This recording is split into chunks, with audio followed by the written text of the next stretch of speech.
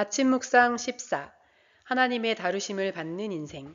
로마서 5장 3, 4절 말씀, 야고보서 1장 2절에서 4절 말씀. 세부산교회 이상봉 목사. 그러므로 우리가 환난 중에도 즐거워하나니 이는 환난은 인내를, 인내는 연단을, 연단은 소망을 이루는 줄 알미로다. 형제들아 너희가 여러 가지 시험을 당하거든 온전히 기쁘게 여기라.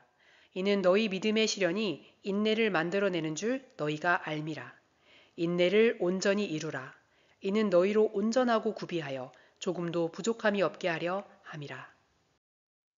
아브라함의 손자 이삭의 아들 야곱은 하나님의 선택과 약속을 받은 자였지만 험악한 인생을 살았다. 내 나그네 길의 세월이 130년이니 우리 조상의 나그네 길의 연조에 미치지 못하나 험악한 세월을 보내었나이다.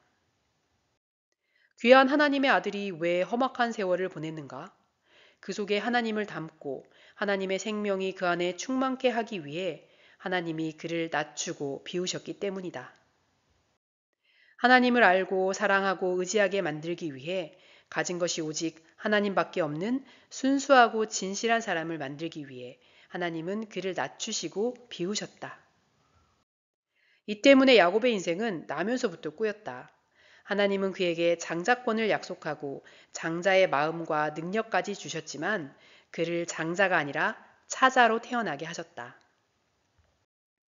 영적으로 위에 있는 그였지만 육체적으로는 에서 아래에 있어야만 했다.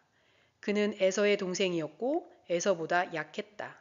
또 그는 평생 열심히 일했지만 그를 둘러싸고 있는 자들에 의해 그가 가져야 하고 누려야 할 것들을 빼앗겼다.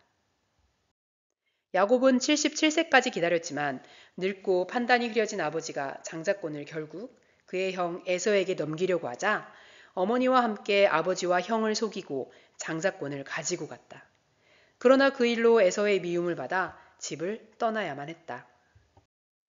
그는 어머니의 권유에 따라 외삼촌 라반의 집으로 갔고 거기서 열심히 일했지만 그를 속이고 착취한 라반과 거기서 얻은 그의 아내들 레아, 라헬, 빌하, 실바와 자식들 때문에 고생을 많이 했다.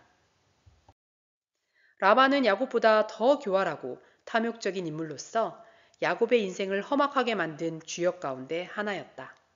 참으로 라반은 야곱을 다루고 낮추기 위해 하나님이 준비하신 날카로운 수술용 칼이었다.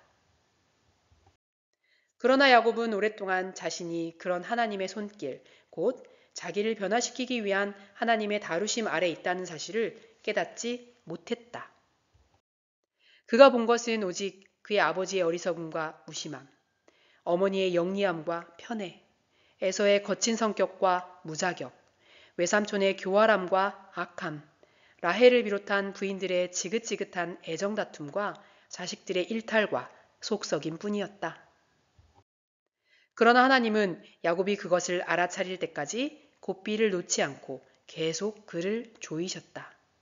그리하여 야곱은 험악한 세월을 길게 보내야 했다.